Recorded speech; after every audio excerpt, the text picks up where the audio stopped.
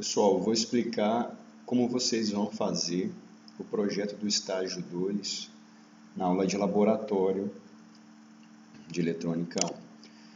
Bom, o primeiro passo, na verdade, é fazer o projeto na mão, fazer o esboço.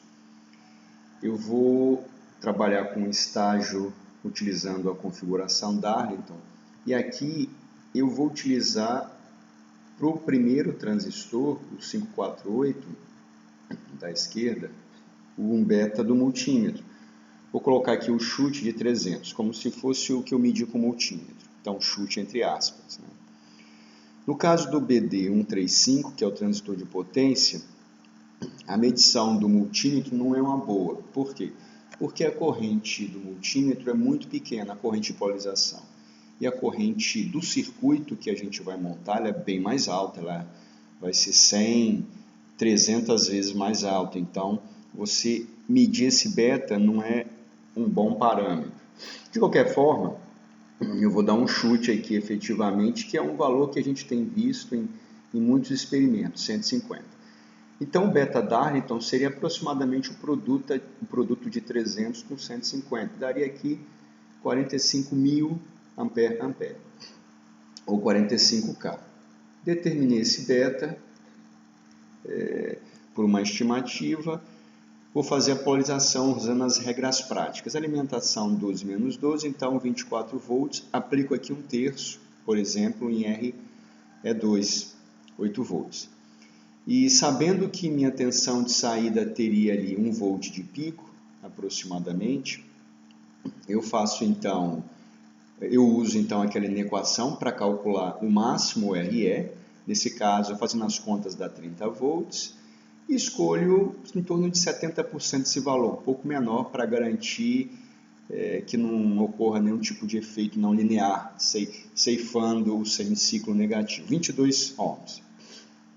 E aí, usando o beta Darlington, calculando a tensão VB, aliás, medindo o VBE, eu chego a um RB de 322K.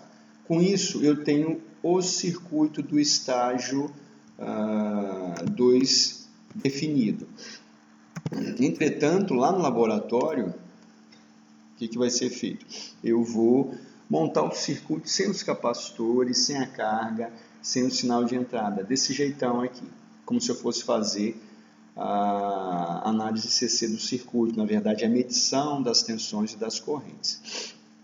Monto o circuito e liga as fontes. E aí o que vai acontecer? Eu vou dar o play aqui. Tenho aqui então as correntes e as tensões. Vou parar, na verdade até já tinha, né? E aí o que vocês vão fazer? Vocês vão medir a queda de tensão em cima de RE e dividir pela resistência medida. Aí vocês vão achar a corrente CC. Eu já tenho aqui a corrente 371 miliamperes. E vou fazer o mesmo aqui para a tensão de VB. No caso, a tensão de VB, eu meço a tensão VE, certo? Nesse caso aqui, ó, menos 3,85 volts. E aí, vocês vão medir o VBE Darlington, que são esses dois VBEs, certo? Quando vocês fazem na teoria, vocês colocam 1,4, mas aqui não tem 1,4 necessariamente. E aí, fazendo a medição, vocês vão chegar a uma tensão de VB de em torno de 2,4 volts. Divide 2,4 volts por 322, vocês têm a corrente de base, que está aqui ó, em 7,37 microamperes. Aí você calcula o beta. Como? Então, pega o 371, deixa eu pegar aqui na calculadora, 371 miliamperes, certo? E divido pela corrente de base, 7,37 microamperes. Aqui, no caso, eu tenho, então, o beta Darlington. Lembrando que, como eu dividi por 7,37, eu tenho que multiplicar por 1000. Então, o beta Darlington real é 50.339. Ou, como eu coloquei aqui, né, aproximadamente 50,3 kA. Esse é o beta real que vocês vão medir lá no laboratório. O objetivo do laboratório é esse, medir o beta Darlington. E aí, vejam que ele é diferente do beta que eu chutei. Na verdade, não é tão diferente, né? Se a gente parar para pensar, ele é 11, 12% maior, o que é um erro ali até razoavelmente baixo. No circuito real, diversos grupos, alunos vão obter betas reais de 100 mil, 120 mil, 80 mil, e aí o erro é significativo. Descoberto o beta real, o que vocês vão fazer? Vocês vão reprojetar o estágio. Na verdade, o RE aqui nem precisa provavelmente ser reprojetado. O que vocês vão mudar é só o RB, ou seja, vocês vão medir aqui o VE, o novo VE, ele pode ter uma diferença, né? Ele vai ter uma diferença, e aí vocês vão medir o novo VBE e o novo VB, e aí recalcular, considerando o beta Darlington, a corrente de emissor, vão recalcular o IB e aí recalcular o RB. É basicamente o que vocês vão fazer. Notem que para o que vocês fizeram no papel, para o prático, esse cara aqui a gente pode manter. Recalculando o RB, a gente tem um novo circuito, e aí vai funcionar adequadamente. Feito isso na aula, qual o passo seguinte? Provavelmente dá tempo. É conectar os capacitores.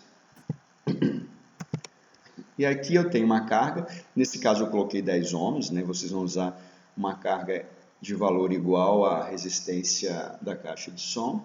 Esse capacitor aqui é bem maior, lembrem, ele vê uma resistência equivalente muito pequena, certo? Ele vê 10 ohms aqui e para o lado de cá ele vê menos de 1 ohm, então o paralelo é ainda, o equivalente é ainda menor, então tem que ser um resistor de algumas centenas de microfarad.